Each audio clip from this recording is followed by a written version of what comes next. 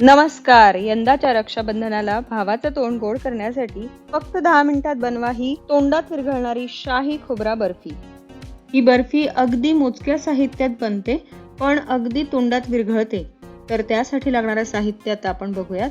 सगळ्यात पहिल्यांदा आपण घेतलंय 1 cup condensed milk, 2 cup desiccated coconut, 4 चमचे साजूक तूप, चिमूटभर मीठ, पाव चमचा वेलची पावडर आणि सजावटीसाठी बदाम, काजू, पिस्ताचे काप.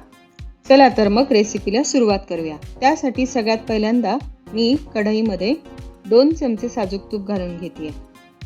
तूप घातल्यानंतर आता आपल्याला डेसिकेटेड कोकोनट घालून घ्यायचंय आणि त्याला सतत हलवत आपल्याला भाजून घ्यायचंय. पण खोबऱ्याचा रंग बदलता कामा नये.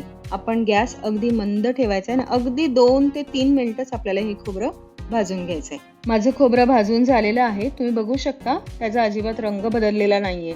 आता मी त्याच्यामध्ये कंडेन्स्ड मिल्क घालणार आहे, पण मी ते एकदम न घालता थोडं घालणार आहे.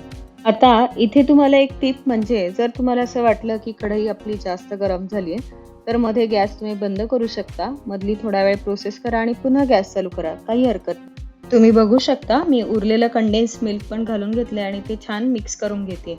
गॅस मी आताही अगदी मंद ठेवलेला आहे. मी सगळं कंडेन्स्ड मिल्क आणि खोबरं एकजीव करून घेते. हे सगळं गोळा करायला अगदी 5 ते 7 मिनिटं लागतात, त्याहून जास्त लागणार नाही. आता त्यात आपण उरलेले जिन्नस टाकून घेऊ. मीठ, वेलची पावडर आणि उरलेलं 2 चमचे तूप.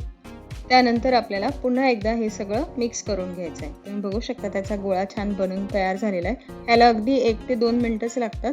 आता हे मिश्रण वडीसाठी तयार झाले का हे बघण्यासाठी त्यातलं थोडंसं मिश्रण घ्यायचं हातावर आणि असं गोल फिरून बघायचं.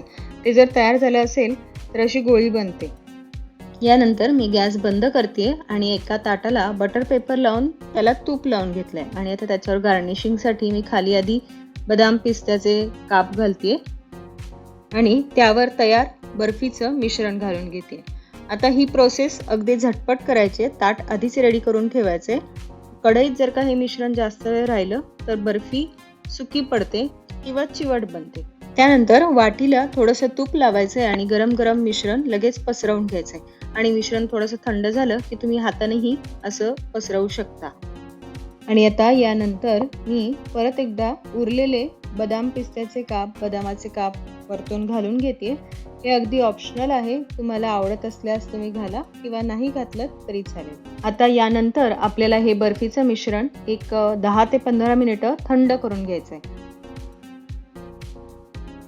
आता हे वडीचं मिश्रण थंड झालेले. मी आता याला बाजूला काढून छान बर्फीचा आकार देणार आहे. तुम्हाला आवडेल त्या आकारात तुम्ही बर्फी कट करू शकता. मी इथे डायमंड शेपमध्ये ही बर्फी कट करते.